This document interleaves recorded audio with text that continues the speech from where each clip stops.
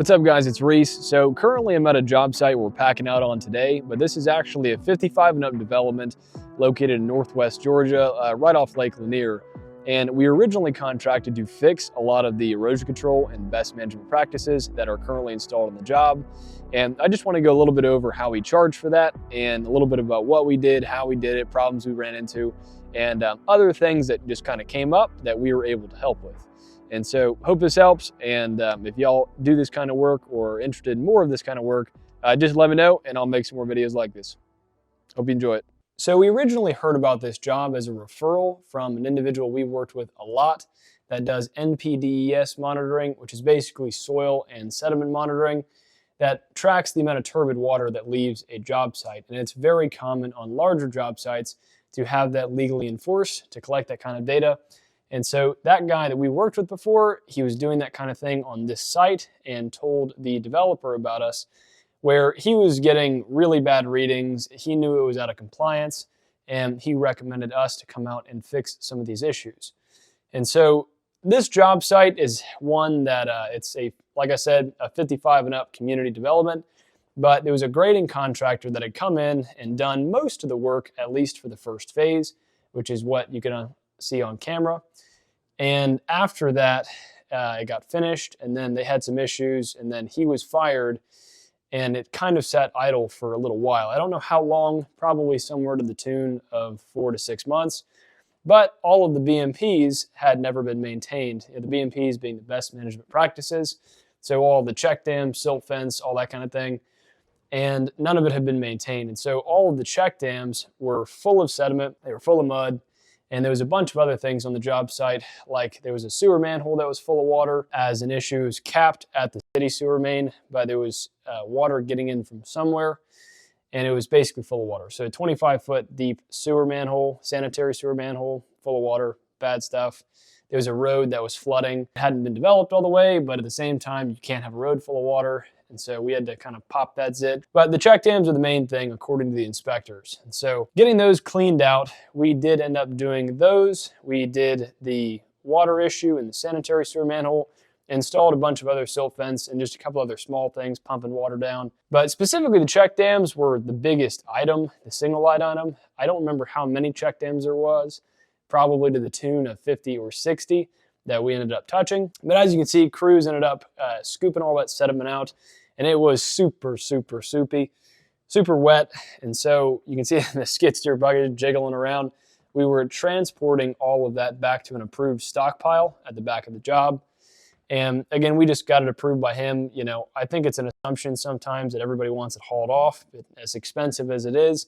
On this site specifically, there was a good place to put it, threw some silt fence up, and they'll do something with it once they have a larger trucking operation farther into the development. But for now, we're just putting it over there, threw some silt fence up, good to go.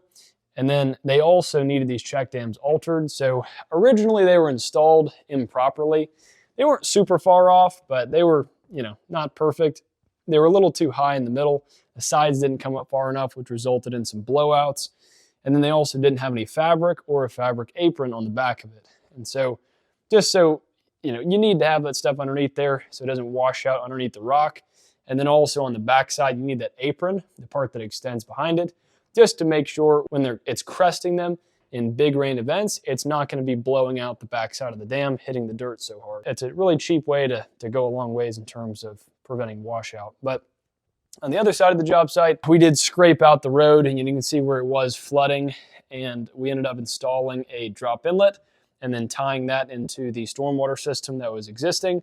And so just to give the water a place to go, you can see they had a temporary detention pond that they dug, but there's nowhere for the water to go. So that wasn't probably the greatest idea in the world, but we ended up just putting that drain in, and then we ended up putting an atrium grate with a silt saver over it to make sure we don't have anything going downstream into the lake, which is right behind the job site. So it's a little bit more sensitive in that case. But moving all the way down, so this was actually supposed to be an entrance, and it still is, they just haven't developed it yet. We were tasked with the issue of finding out where this water was getting into the sewer manhole. The sewer manhole at the very bottom, right where it was capped to get into the city main, was chock full of water. It was full of sediment too. I mean, it wasn't all the way full, but you can obviously tell it was kind of sludgy in there, but it was just very, very turbid water.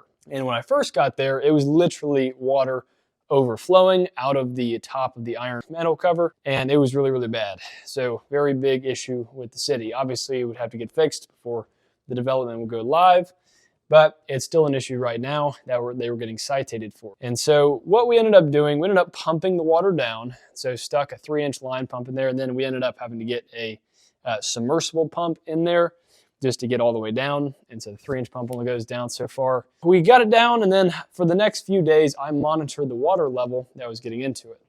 And then what we ended up finding was uphill at the next junction box for the sanitary sewer, there was an area where they had the sanitary sewer and they had the storm sewer that were running parallel with each other down this area.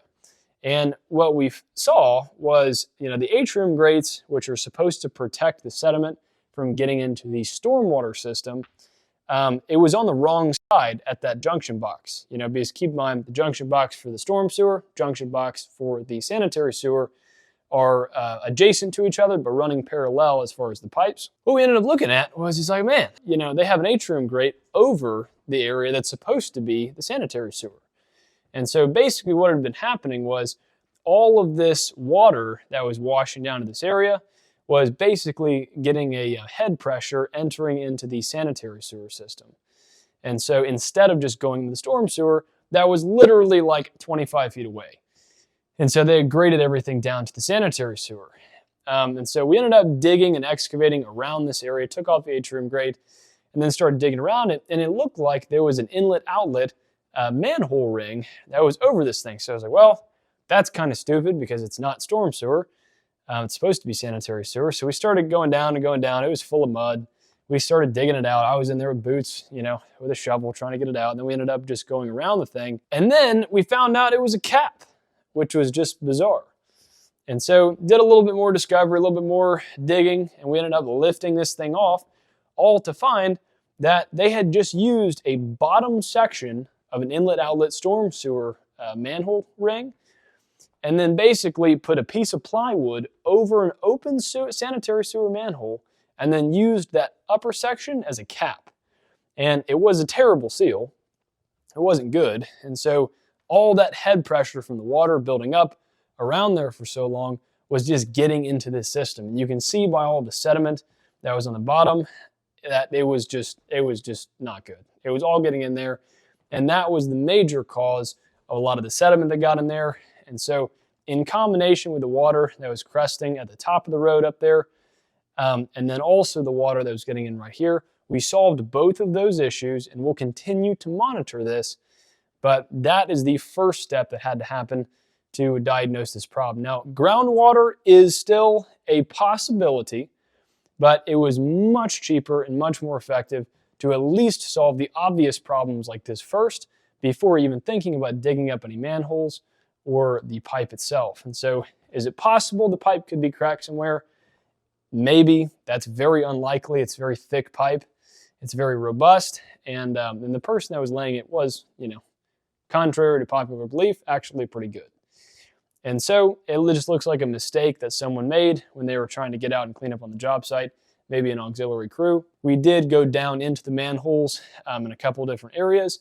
And then, seeing and examining a lot of that, the grouting was really, really good. There wasn't anywhere where there was, mud or water that was pouring in or even seeping in.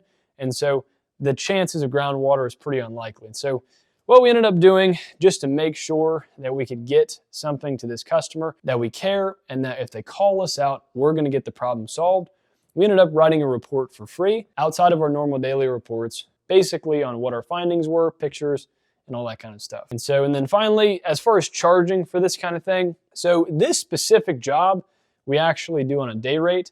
And so with this kind of stuff, it's like normal erosion control, that's site maintenance, that's going to happen over and over and over.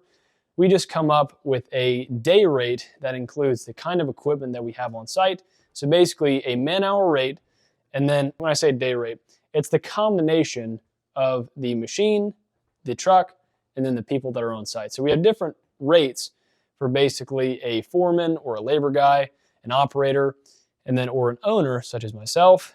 And then we also have different rates for different size machines, like a TL10, TL12 skid steers, or a 20,000 pound machine, talking about excavator, or an 8,000 pound machine.